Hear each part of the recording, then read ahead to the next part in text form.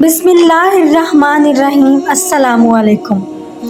حضرت عیسیٰ علیہ السلام نے اپنی قوم کو حکم دیا کہ پورے 30 روزے رکھیں۔ انہوں نے حکم کی تعمیل کرتے ہوئے پورے 30 روزے رکھے، لیکن اس کے بعد انہوں نے حضرت عیسیٰ علیہ السلام سے ایک عجب فرمائش کر دی۔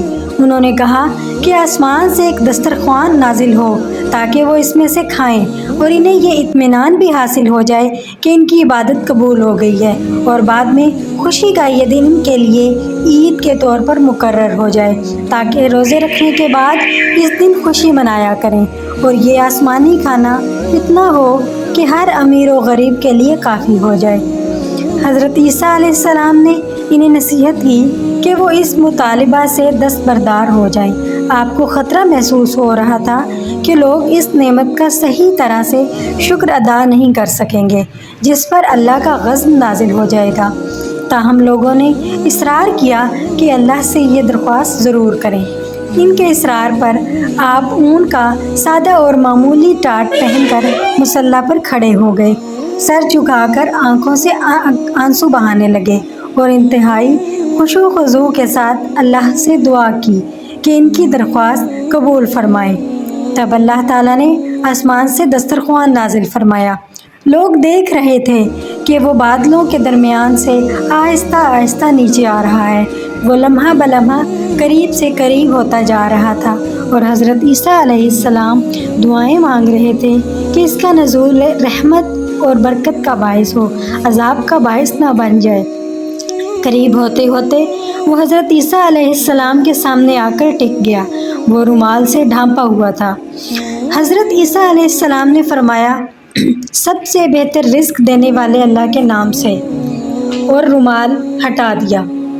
دسترخوان پر 7 مچھلیاں اور 7 روٹیاں تھیں۔ ایک قول کے مطابق سرکہ، انار اور دوسرے پھل بھی شامل تھے۔ اس کی بہت عمدہ خوشبو تھی۔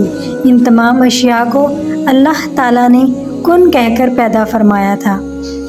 حضرت عیسیٰ علیہ السلام نے حکم دیا کہ کھانا شروع کریں۔ لوگوں نے کہا، پہلے آپ شروع کریں۔ آپ نے فرمایا، اس کا مطالبہ تو آپ لوگوں نے ہی کیا تھا نا؟ لیکن پھر بھی انہوں نے انکار کر دیا۔ آپ نے غریبوں، محتاجوں اور معذوروں کو حکم دیا کہ وہ کھانا شروع کر دیں۔ ان کی تعداد 1300 کے قریب تھی۔ انہوں نے کھایا تو وہ ہر آفت اور بیماری سے پاک ہو گئے۔ انہیں دیکھ کر ان کو افسوس ہوا کہ ہم نے کیوں نہ کھایا۔ بعض حضرات بیان کرتے ہیں کہ پہلے دسترخوان ہر روز اترتا تھا اور سب لوگ بیک وقت اس سے کھاتے تھے۔ ان کی تعداد 7000 افراد تک پہنچ جاتی تھی۔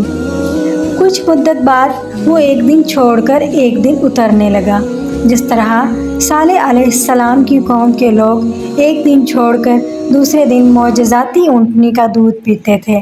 پھر اللہ تعالیٰ نے حضرت عیسیٰ علیہ السلام کو حکم دیا کہ اسے صرف غریبوں اور محتاجوں کے لیے مخصوص کر دیں۔ اس پر بہت سے لوگ دل برداشتہ ہو گئے اور منافقوں نے نازیبا باتیں کہنا شروع کر دیں۔ تب دسترخوان اترنا بالکل بند ہو گیا اور نبی کریم صلی اللہ علیہ وآلہ وسلم پر تنقید کرنے والوں کو بندر اور خنزیر بنا دیا گیا۔